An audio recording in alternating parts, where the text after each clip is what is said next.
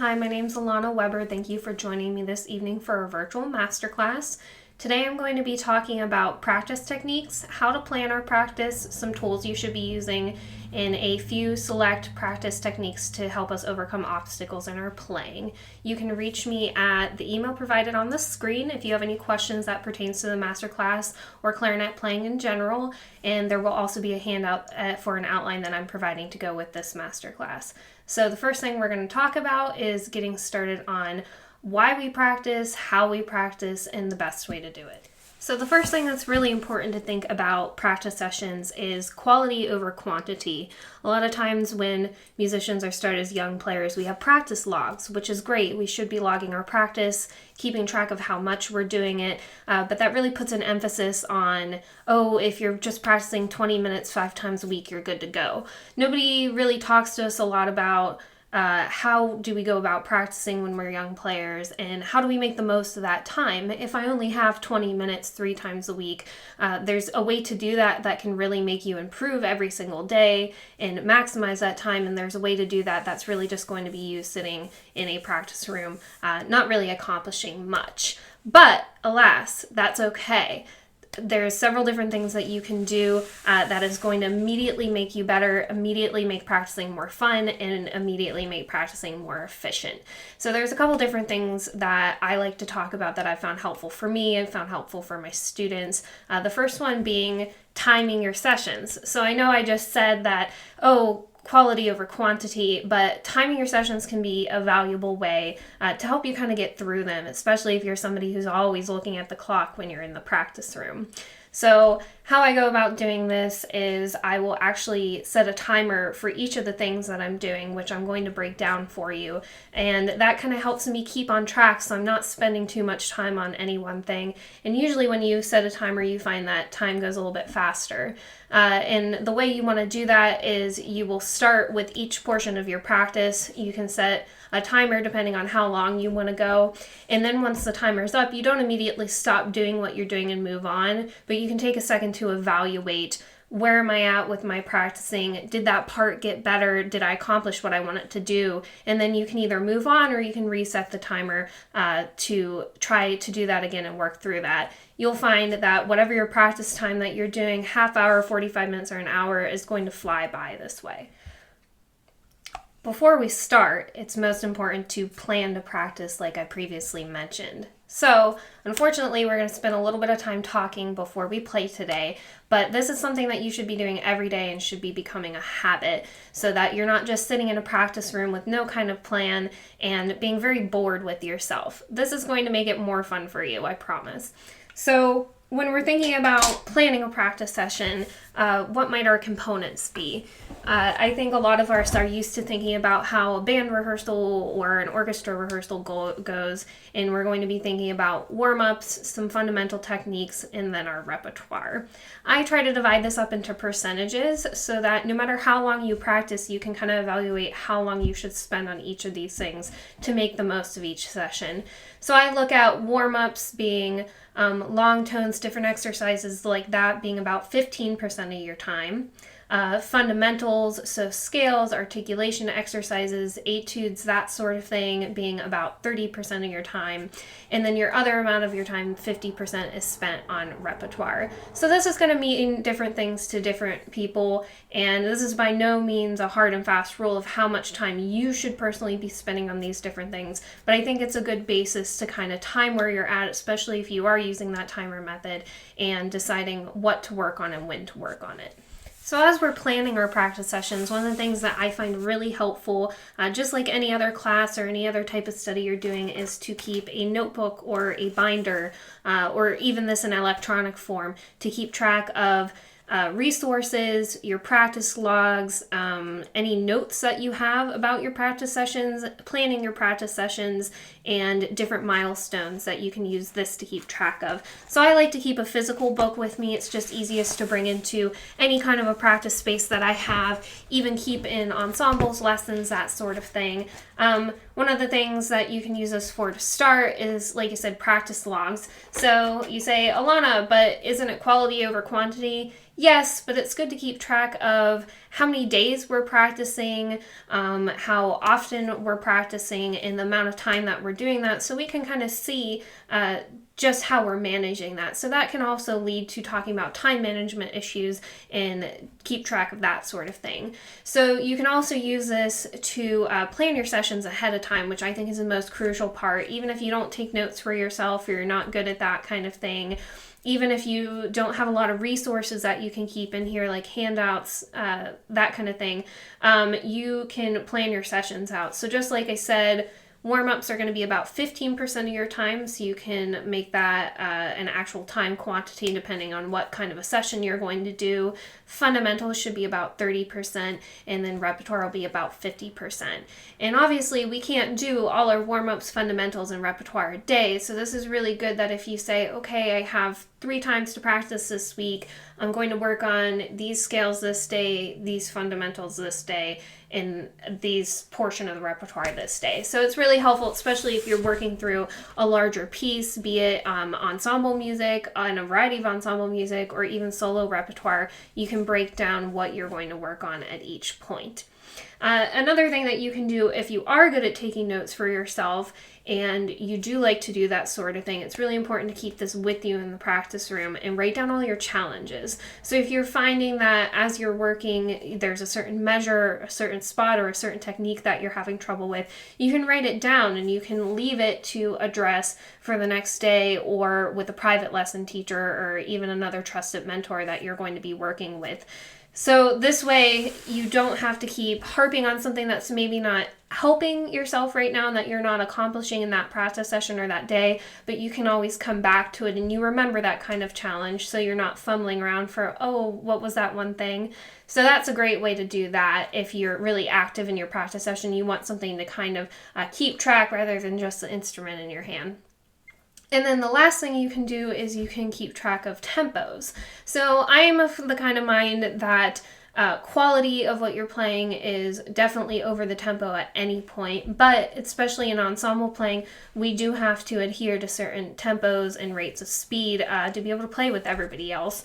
So one of the things you can do is keep track of tempos every day. So as you are increasing, you can see the increase from day to day, you can see where you're at, and you don't have to start from scratch each time. So let's talk about some tools that we can use for our practicing. So obviously, your number one tool is yourself and your instrument, but there's a lot of other things that we can be using to enhance our practice session that we can kind of keep mobile and at our fingertips. So I actually have a space, a music stand, and some tools that I use on a daily basis, but this is all stuff that you can put in your book bag, your clarinet case, and keep with you all the time. One of the things being a metronome or a tuner. Of course, that usually looks like this nowadays. This is an all-in-one thing that you can have on your hand to always be using. I have a couple different tools that I like to use with this beyond the metronome and tuner, and we'll talk about that later. And there's tons of metronome apps, tons of tuner apps that you can use. So many of them are good. I have a couple favorites. The first favorite I'm going to talk about is the Tonal Energy Tuner. So I love the Tonal Energy Tuner. You can see this already activating as I'm talking because it does actually include a metronome. It keeps track of your days of practice, which is nice sometimes, not so nice other times, when it tells you when the last day you practiced was, at least with the tuner. And then it also is going to have pitches, a sound pipe, and it also has this great little feature that you can see the little face on it, that it makes a happy face when you're in tune and a questionable face when you're not so in tune. So I always kind of like this because it's a little less intimidating than the classic needle. It's something that you can use with working with tuning and different things and pitch and long tones, and it just makes things a little bit more interesting. It also does have the metronome on it, and this metronome has a lot of full features. It's great. I also have another one I like to use as well that has a timer on it, which goes in hand with when I was talking about timing sessions. So I can bounce back and forth between a couple different apps, but it's completely up to you. Metronome is essential though. I use another one called Metro Timer, which does have a practice timer on the bottom here. And this is, of course, crucial. You should not be practicing anything without a metronome. Rhythmic, ensemble repertoire, solo repertoire, and especially warm-ups and fundamentals. This is a really crucial tool to help yourself do a lot of different things. So most of them are free. Some of them are just a couple bucks. I definitely would think that you should invest in one, and it's one of your most valuable practice tools. So you've heard it from me. I'm sure you've heard it from other people. I hope it sinks in there. The next tool that we can think of is a mirror. Now, sometimes I have a handheld mirror. I also have some wall-mounted mirrors that I use. You've probably seen mirrors in practice rooms, and you might be a little intimidated by that and be like, why is that there? I think mirrors are a really helpful tool to try to catch what you're doing sometimes in action, whether that be something embouchure, whether that be something with your alignment, fingers, that sort of thing. If you can even keep just a little handheld mirror you can put on your stand for embouchure issues or anything else you might be working on with that, that's really helpful. Definitely try to face one when you're in the practice room. If you have like a full length mirror, you can do. And then you can also do some video recording, which works the same kind of way and is going to be my next solution and tool that we can have to help us with our practicing. So just as I am now, I'm recording myself for you so that you can see and hear some things and we can talk. Video recording yourself is super valuable. Even if it's a little intimidating at first and it makes you a little bit nervous, it's really crucial to be able to watch yourself back and be able to see a video of yourself playing, because you might not realize you have habits that you've been doing that are correct when somebody is watching you or you're watching yourself in the mirror, but the video might. The next tool that goes along with a video recording is, of course, just traditional audio recording. You can do this in voice memos on your iPhone. I'm sure there's a lot of other different apps and technology that you can use to do that really easily at your fingertips. Audio recording is really revealing of habits we might not realize that we have, just like with video recording, except it's just audio. You don't have to have a visual necessarily for different tone things, different musical things that we're doing that we don't realize. So audio recording too is a good way to keep track of your progress, and it can be really encouraging of listening and recording yourself from 3 months, 6 months, a year ago, and then listening to yourself now and realizing how far you've come, and keep track of your progress of how you're getting from point A to point B.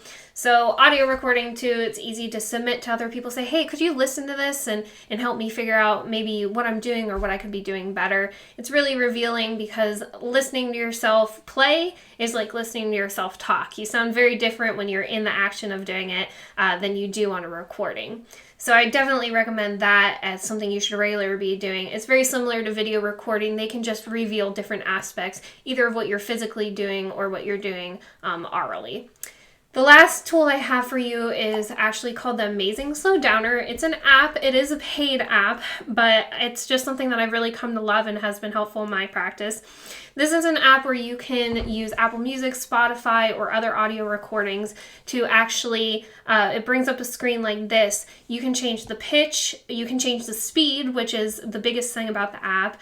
You can change the speed without pitch distortion, which is something that's not really been possible before with a lot of different, like if you're slowing something down on YouTube, that sort of thing. You don't have a lot of option for how much you can slow it down and how good it sounds when you slow it down to a certain rate. This is just a drag bar by percentage, so you can slow something down a little bit. I find it really helpful for if you don't have access to accompanist right now and you're starting to work on a piece and you don't have a plain accompaniment, you can load up your favorite version of the piece that you're playing, be it with an ensemble or a solo piece, and you can work with it with knowing all the parts in the background, hearing the accompaniment, and you can work it up to different speeds too, so that you're not fighting against trying to play with a recording that maybe isn't quite at your ability level yet. So it's great. I use it. I still use it as a professional, and I used it this past summer when I was working on a John Williams piece, because I obviously did not have access to John Williams Orchestra to record with, and it turned out really well, and it's just really helpful. So now I'm going to show you a couple practice techniques to overcome common challenges that we all face while we're playing. So these are going to be more efficient ways to address different problems rather than us trying to play the music through over and over again. I'm going to use a couple different examples. These are all available on IMSLP, which is a great website where you can find music that's in the public domain. So I chose all public domain pieces and standard repertoire pieces that you'll be able to look at.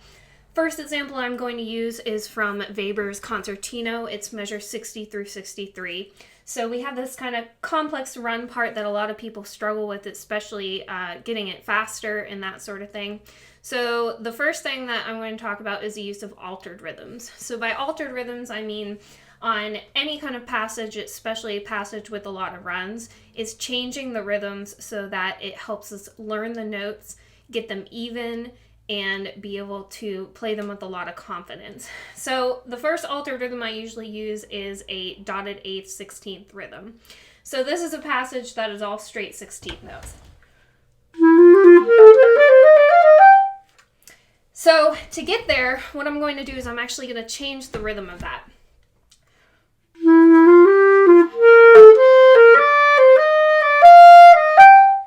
So I used dotted 8th 16th rhythm, and I'm taking it slower, I'm slowing down. I'm not really worried about the actual rhythm or the actual speed we're playing until we learn this better. Second one we can do is we can turn it around and we can do a 16th dotted 8th rhythm.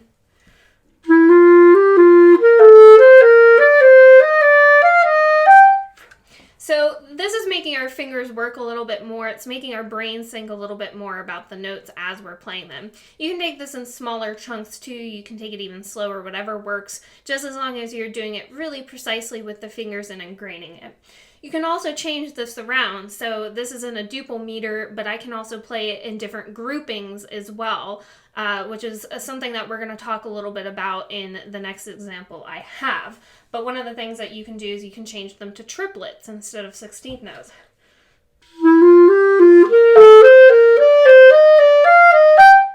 So that sounds a little weird, but you'll find that when you go through all these different styles, as many rhythms as you can think of to change them, you're going to be able to play it a lot better. And then, of course, speed is something that we'll talk about a little bit toward the end. So also when you're working through these passages, you're going to want to cut out anything that is like grace notes, that sort of thing. There's some grace notes in this passage as well. And you can also go through and take all the notes in different sequential order. So I'll go through how I might work on this section doing different altered rhythms before I actually ever go through and play it in the actual manner it's written.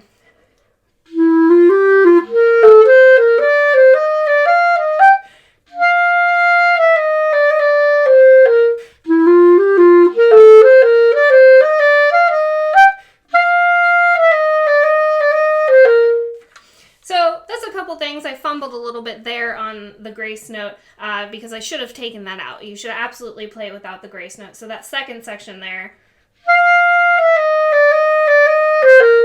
that's without the grace note. There's just a small G grace note. I would not add that back in and put that in a smaller sectionalizing of each of these parts until I was ready to play it with the actual rhythm.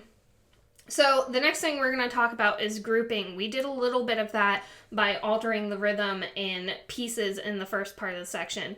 I'm going to talk about that with the Mozart, and everybody knows the Mozart Concerto. If you don't, you should definitely familiarize yourself with it.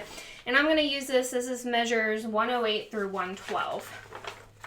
So it's a very popular part. It's not especially challenging in the sense that it is necessarily difficult notes. It's in an easy key. It's repetitive. So one of the things we want to do to overcome unevenness that might happen is you'll find that altered rhythms and now grouping, which you can actually combine, will help with this. So for this part, what I'm going to do is I'm going to group it by beat. The most important thing is to get things transitionally too. So I never want to do each cell or each individual beat by itself. I always want to add that beat plus a note, which is going to help me play this fluidly and evenly. So the first approach I would take would be to do this without altered rhythms. I'm just going to group it and watch how I group it beat by beat.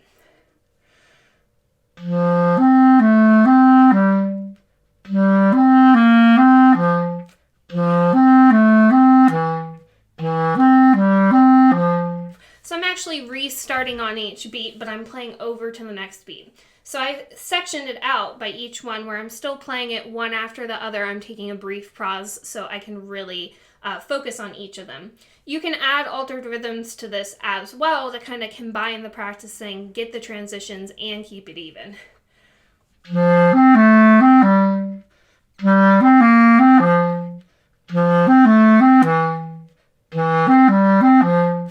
You can turn that around.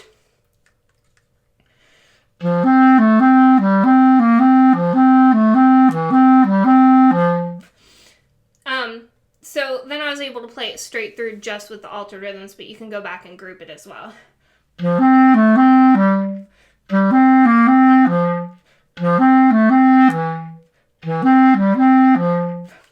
So that's a few things that you can do that's really going to help, especially on this changing pattern. Just kind of get this down, really break it down and think about it instead of just trying to play it through every single time. And you'll also find that you can do different kinds of grouping, like how I changed the rhythm to the triplet. You can just break down the grouping in smaller portions or longer portions as you start to string it together. So right now I'm going to string it in larger portions because I want to eventually work up to playing it as written.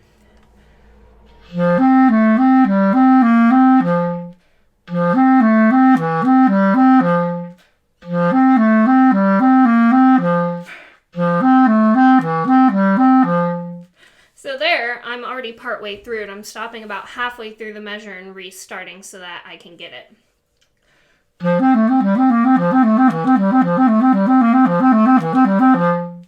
So that's really important to especially get something more rapid like that and be able to process it a little bit better. I'm going to group it in a different way now this next section just so you can see how that might help where you're changing the rhythm or you're changing the grouping from a duple to a triple or in different ways just so you can get the internal grouping of it and not just going from beat to beat.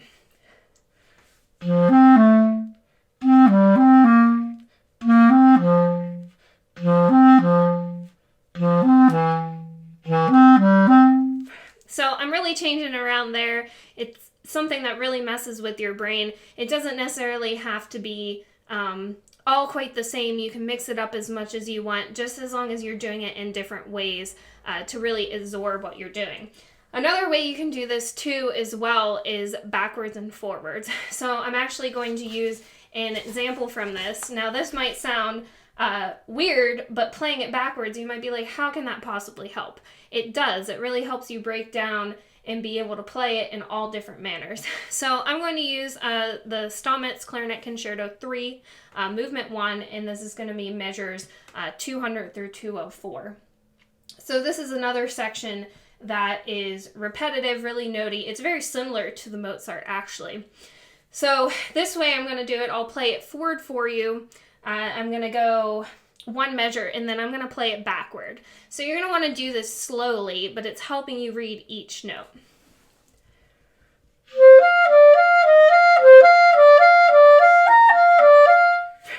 So there, I'm playing it forward. I'm going to play it backward now.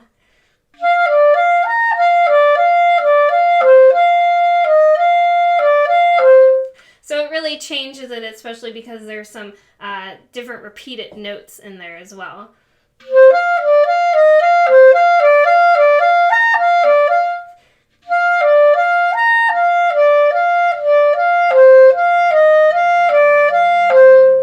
So that took me a second time to really get from not repeating the notes and really processing it backwards, but you'll find that when you play it forward once again,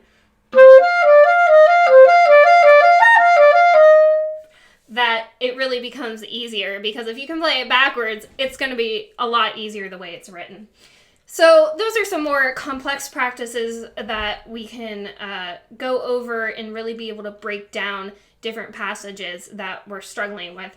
I always say any way that you can break something down to a smaller digestible piece that you can consume and you can work on individually. I'm all about isolating parts that you're having trouble with. So you don't want to play the things over and over again that you're doing well. You want to find really where the problem is and use these different methods, the algorithms, the grouping, playing it backward and forward, as many different ways as you can do it, it's going to immediately improve the spot. So I really challenge you to take a run from your music and break it down like I did, and actually take yourself through the algorithms, the grouping, and playing it backward and forward. And I want you to see how quickly it actually gets better as opposed to what you've been doing. So find a part you're struggling with and sit down and do all these things. And I bet you even just 5-10 minutes, it's going to get better than it was in the first place.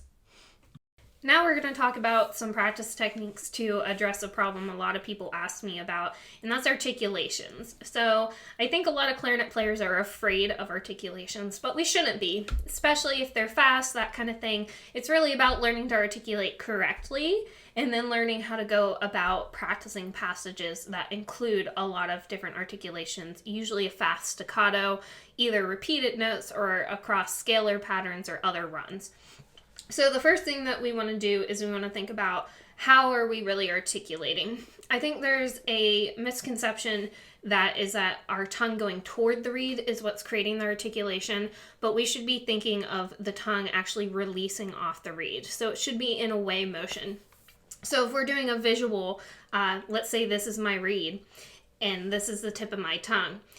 We want to be coming just ever so much away from the reed. And what's actually creating the sound is the removal of the tongue from the reed where it'll vibrate, and then what's stopping in between the notes is actually the tongue coming onto the reed just for a brief second or a brief millisecond really. So that can change the whole way that you're thinking about articulation, and being that you want to come away from the reed instead of toward the reed. That can revolutionize the way that you're thinking about it. So I always think too is where we are articulating on the reed. We don't want to articulate on the very tip. We do say the tip of the tongue to the tip of the reed, but we're really meaning just a little bit below where the tip of the reed is. So you can actually go take your pencil and put a little bit of dot where you want your tongue to be hitting, and that can help you visualize really what part of the reed are we articulating on.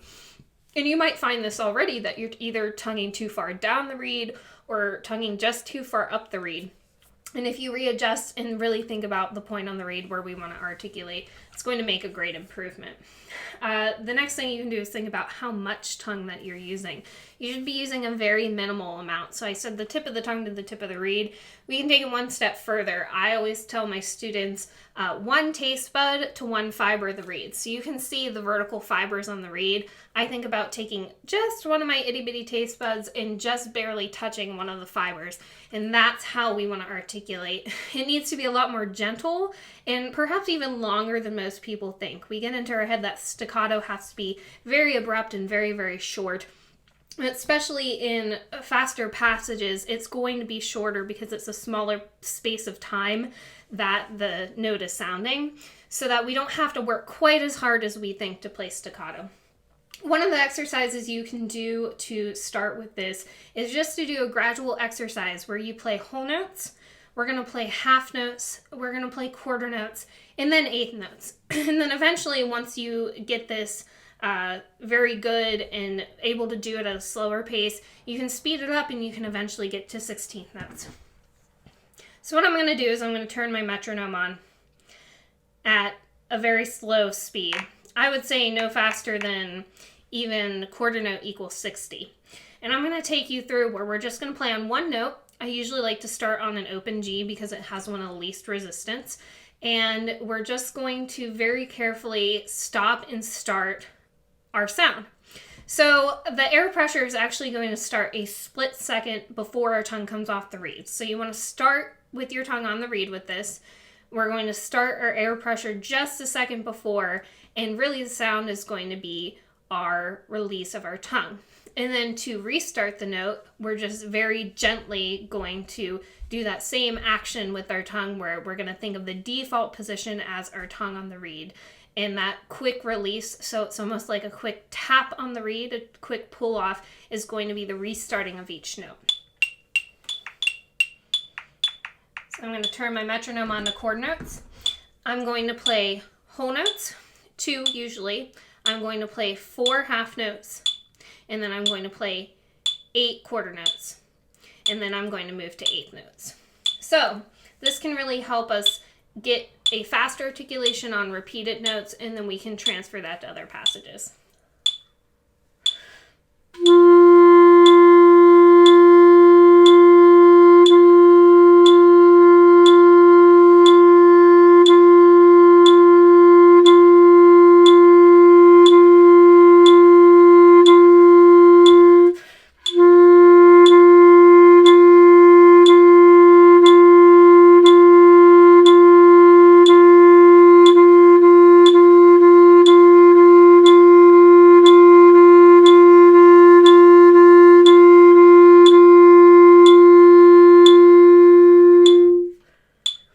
So the most consistent thing between that is our air. So that's another thing that we often struggle with articulations, is we want to stop our air, especially in between slower notes. Notice that it was a continuous stream of air. So I think about that instead of thinking, oh, I'm going with my tongue toward the reed, I'm stopping my air, you want to think about a long continuous channel of air no matter what articulation you're doing. And then what you're going to do is you're just very carefully going to pull off the reed. It should just be off, off, off, off. So your tongue has to go back toward the reed, but if we're thinking of our tongue going to the reed, we're never going to be able to do this rapidly or with any kind of finesse. So that's an exercise that you can use for your warm-ups if you have a question of what should I be doing to warm up. And that's something that I usually use to prep before I work on an articulated passage. And I do this at different speeds, different notes as well. If you really want to challenge, do it on a long B. So B in the middle of the staff. That's one of the most resistant notes on the instrument.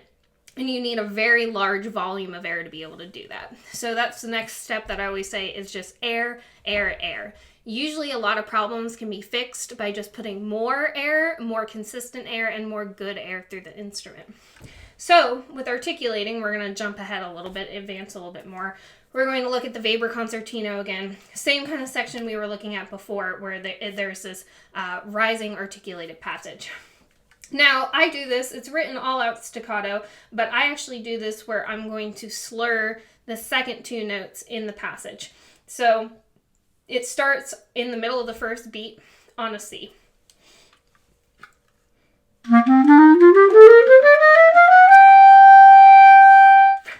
So I'm slurring the first two notes of each of the 16th notes first. Slur to tongue two. It's one of the easiest things that we can do that if you're having trouble with a 16th note passage. It's almost imperceptible sometimes, and it can really get you to where you're just playing, which is a lot easier than when you're working on something and you may be still working on your articulation. So the first thing I'm going to do is I'm going to slow this down. And I'm actually going to start the whole thing by just slurring it. You always want to be able to slur the passage first before you articulate it. It's very important. So I might work on this with what we talked about before, with the altered rhythms, the grouping, until I get it. So, just slurring the passage.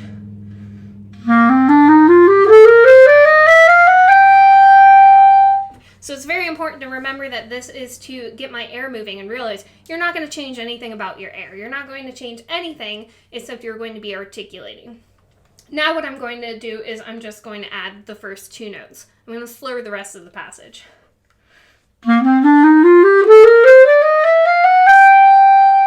So now I'm just worrying about two articulations. And you can do this slower. I'm, again, somebody who is always over quality, not quantity, and quality, not speed. If you can't play something slow, you're not going to be able to play it fast. So you don't want to get ahead of yourself. There's going to be time to work different tempos up, that sort of thing, and we're going to go over that with the stommets as well. So what you can do is you can basically break this down and add a little bit more articulation each time. So now I'm going to add my articulated notes on the first full beat of this.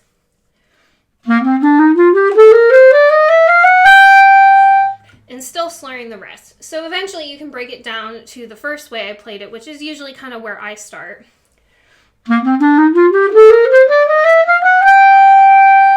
So it's a lot easier to do. And then you can decide really how much you want to articulate or what is appropriate for the passage.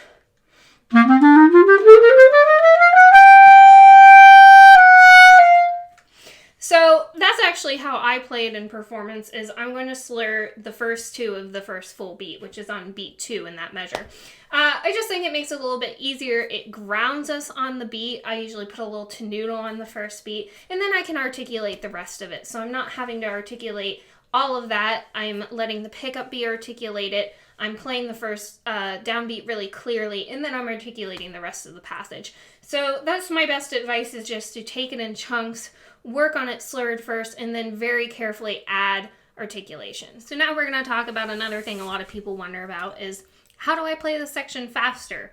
Oftentimes when we speed it up, we get very overwhelmed and things get sloppy, things get messy.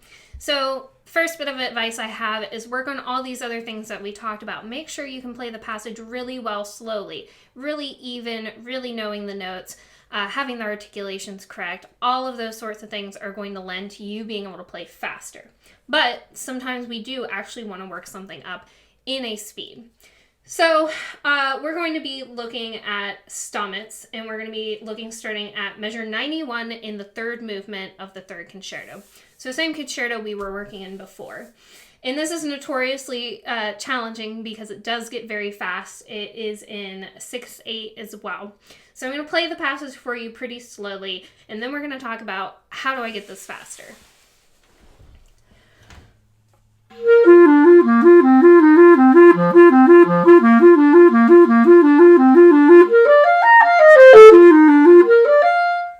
So that's all the further I'm going to go with it. This is how I would work on it too. It's a 4-bar phrase, very clear, very usual phrasing, and it's a good place to start. So I played that pretty slowly, and I've worked on this before. It's something that I've looked at, but it really needs to be a lot faster. So especially with tempo, but with all things, you should be using a metronome.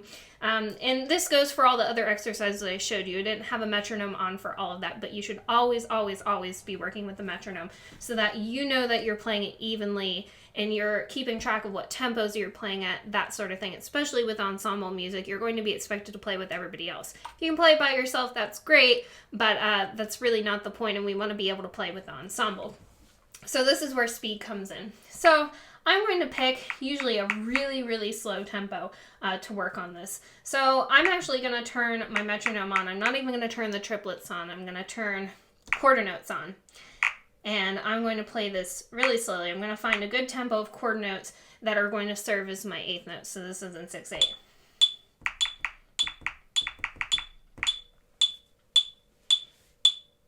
And this is just going to be for me to start, and then we'll talk about how we're working up the tempo with the actual notes.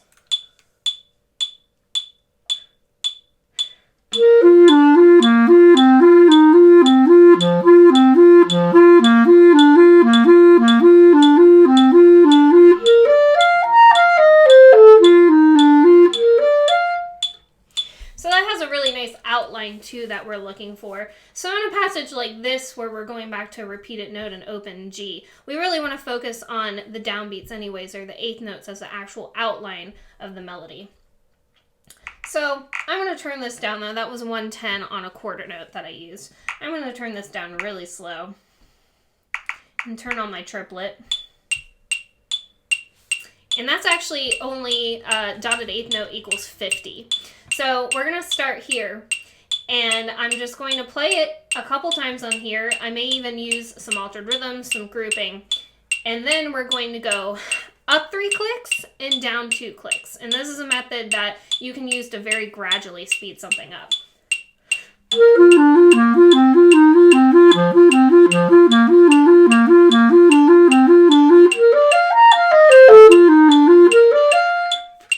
Now I'm going to go up 3. So I'm going to turn my metronome up to 53, and I'm going to play it. And then after I played at 53, I'm going to turn it down 2, and I'm going to play it again. Now it may seem very incremental, and you can do this in different ratios too, but this is one way to do it very, very carefully and work up your tempo. So I'm going to go from playing at 50 initially, playing it at 53, and then playing at 51. So I'm still going to be faster than my starting point. So here's it at 53. Now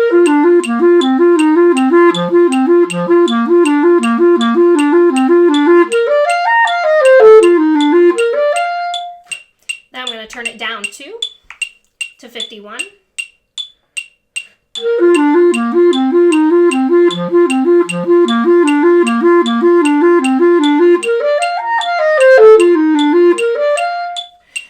going to be easier that way because you're pushing yourself to go a little bit faster in a larger chunk, and then you're dialing it back, but you're still working it up each time. So you can do this, like I said, up 3, down 2 is usually a good roll. If you're feeling a little bit more comfortable and a little bit more advanced, sometimes I go up a whole 5 and then maybe down 2 or 3 so I can work it up a little bit faster. It just depends on how efficient you are. Eventually you'll find a threshold where it gets a little bit too fast and you can't quite get in and you have to come back down. So you're probably not going to accomplish this all in one day, especially with a complex passage like this. So I think the best answer is to keep track of that when you reach the threshold where it's a little bit too fast and it may not be your final tempo. And where is the maximum tempo you can play it at cleanly, well, and in time. You're going to write that down. So this is where our notebook comes in handy, keeping track of that. And you're going to pick that up the next day. So you're going to want to start below your maximum tempo the next day, but it might not be as fast as or as slow as you started it the first day. And then you're going to find that you're going to be able to eventually work it up faster and faster and faster until you get to your goal tempo. It's all about incremental within your practice session and incremental between practice sessions as well. So there's a couple questions that I'm going to answer now, but if you do have any other questions, please feel free to email me that I'm providing here again, that I provided at the beginning of the video. And the first question we have is, I'm not a music major and cannot practice outside of band time. Is there something I can do at warm-up to play better? So the answer is probably yes, but there is no substitute for practicing. If it's an issue of space or something like that, that's really understandable though. But if you can even practice just 20 minutes once or twice a week and use these techniques to be really efficient with your practice, you'll find that you're going to get better a lot faster. That being said, there is a couple ways that you can do this, is readjust your focus during warm-ups and rehearsals. So you're only going to get better by really deciding what is it I need to work on, and during rehearsal time you can pick 1 or 2 things a day or a rehearsal that you want to work on and really focus on those. So those might be articulations, your embouchure, your breathing, your alignment. These are all things that you can remind yourself, almost every minute or every 5 minutes to say, okay, I'm going to try this, that sort of thing, as much as you can without interfering with your actual sound when you're playing with everybody else. So that is something you can do. Conscious rehearsal will have a similar energy to individual practicing, but there is no substitute. There's also a couple other things you can do outside of rehearsal that don't necessarily involve making noise on the instrument. These can be just mentally practicing the music. It's actually been proven that mental practice is really effective, more so than most people would think. So this means sitting down with the music, fingering through, turning a metronome on, either through headphones or quietly, anything that you can do that you're going to be making notes and really thinking through the music with a lot of focus is going to help. Another thing you can do is you can do air articulations.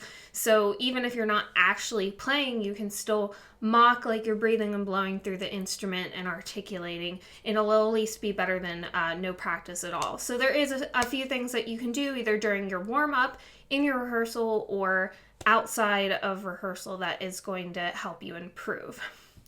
Next question we have is, when do I know my read is nearing the end? Usually you can tell.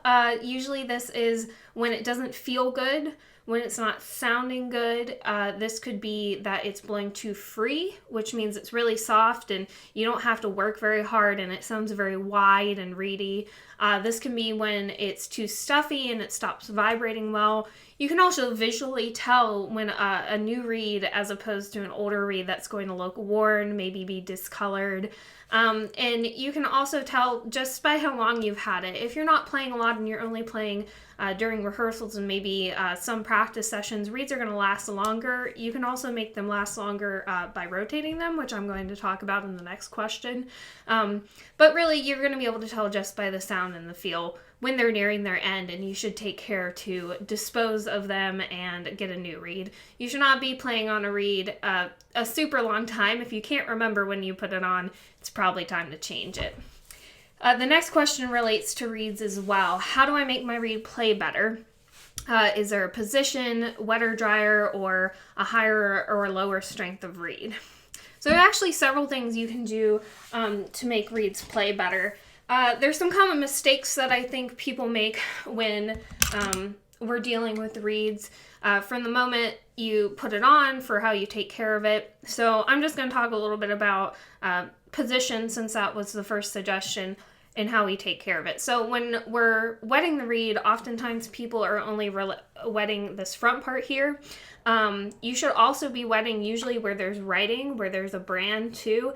This bottom part is actually the part that is going to seal to the clarinet. So that's the most important part to wet, besides wetting the fibers on the top. So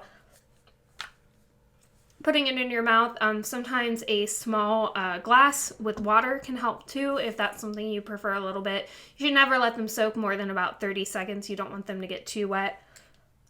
So I'm making sure to wet the back of the reed, the front of the reed. And position-wise, we want to make sure that, we're just about, I had an old teacher that used to just say almost a fingernail's width above the top of the mouthpiece. So you can kind of tell you shouldn't be able to see a lot of reed when you put it on from the front. And I'm one of those people, I actually put my reed on first and then gently put my ligature over. You can put your ligature on and then slide your reed down too. That's usually a little bit more helpful so that we're not chipping the reed.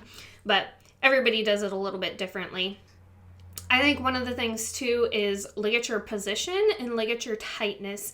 I see a lot of students who come in and they're cranking the screw on there. You should really only turn the screws just enough so that they catch and that the reed's held on gently. I wouldn't say too firmly. We don't want to choke up the reed. Different types of ligatures. You can see that I'm actually using a Silverstein ligature. I like this. That's my personal preference though, and that's something I've invested in as a professional, but really any type of standard ligature you have is going to be okay. So I'm just tightening mine just so it holds on.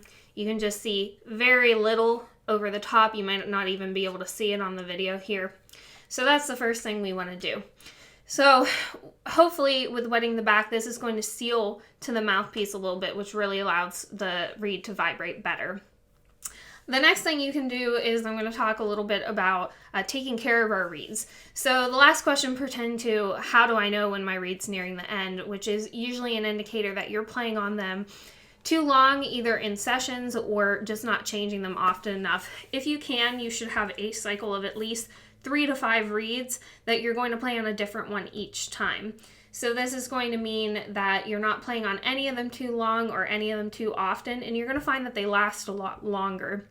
Storage of reeds is also really important too. You want to try not to store them in the cases that they come in, because that can cause warpage, which is not going to make them play as well. And then if you can get just a simple reed case, I know that Rico used to make them. Anything that's going to store the reed flat and be able to keep it at a certain humidity is the next thing that you can do. So humidity, they do sell special humidity packs that you can put in with reed cases, either in a plastic bag or in the actual reed case, that keep them out of humidity. If you don't have the money for that, or even just a little sponge that you can put in. I actually keep my reeds in a Ziploc bag and in a case, and then I actually keep a sponge that I wet periodically that just kind of keeps the humidity up in the case, and you'll find that they play better right out of the case and require a little less wetting. And then the last part of the question was actually, do I need a higher or lower number reed?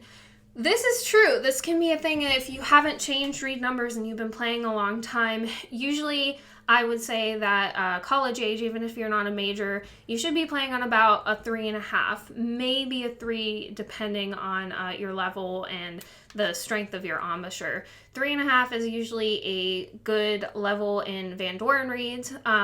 Rico reeds and some other brands of reeds, you tend to want to go a little bit harder. They're not all the same. You can find charts online that kind of show the comparisons of the strengths of the different reeds. So I think if you're finding that you can blow a little bit too easily, your sound sounds too loud, it sounds wide, it sounds reedy, you're probably playing on too soft of a reed. Even if you can just get one, oftentimes stores will have samples for you to get to try out, or you can just buy one or two at a time at a lot of music stores, and just experiment and see what feels best to you, whether it's the brand or whether it's the strength.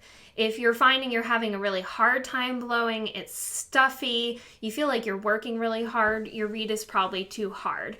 You can go anywhere from up and down a half a strength. A lot of reed companies now are using quarter strengths too. So if you're finding that 3 is too soft for you, but maybe a 3.5 is a little too challenging, they might have either a 3+ or a 3.25. The other thing too is if you're switching reeds and you are going up a strength, don't dismay when you first change it. It's going to be a little bit harder to play. It's going to be a little bit more resistance than you're used to. So I would take care to try to play on that for a week or so, several rehearsals, several practice sessions, and just really see how it feels, especially see how it's breaking in. The last thing I have to say about reeds is a little bit more advanced and something that there's a lot of resources to read about how to do this, but reed working is something that you can even do at a basic level. If you're not a major, you're not a professional, it's still something that's helpful. The number one thing I say with reed working is to level the back of the reed. So I mentioned before about warpage. So the most important thing is that the reed lays flat and actually seals to the mouthpiece. So you don't necessarily need fancy tools to do this. Sandpaper at different grits, usually a finer grit of wet dry sandpaper. You can just take on the back of the reed very carefully, hold it from the front, and you can gently rub on the back on a flat surface to level it out. You can also put the sandpaper down on a flat surface and gently rub your reed on it. This should help to take out any bumps or any kind of unevenness that are on the back of the reed. You're going to re-wet it, put it on, and that should actually immediately make most reeds sound better. You can also use a tool if you play a lot and you like to invest in a tool. This is actually called a reed geek. They serve the place of the knife. Some people have used knives in the past, some people still do. They have these edges on here. They're not really sharp. You can run your finger on them. You're not going to hurt yourself. And you can actually take these and do the same kind of things like the leveling. I'll hold it like this and just gently at a 45-degree angle about drag the back of this across. And you can actually see very faintly a little bit of material that came off there. So that means my reed wasn't exactly level. So that'll help that too if you're interested in that. If you're interested in reed working further, which can take bad reeds to good reeds and really help you out and help make a lot of reeds go further, like I said, there is a lot of resources online, handouts, worksheets. You're welcome to contact me and I can share some resources as well to how you can work on reeds if you're interested in that sort of thing. So those are all the questions I have. Like I said, if you have any more, please reach out to me through email and I can help you out. Thank you so much for joining me for this virtual masterclass on practice techniques. Hopefully you can use some of these techniques and some of these tools in your own practicing, be it on a daily basis or throughout your week. So if you have any questions, again, please reach out to me and please take a look at the outline in the worksheet that is provided in a link below this video. And you can also email me for this information as well. So happy practicing and have a great day.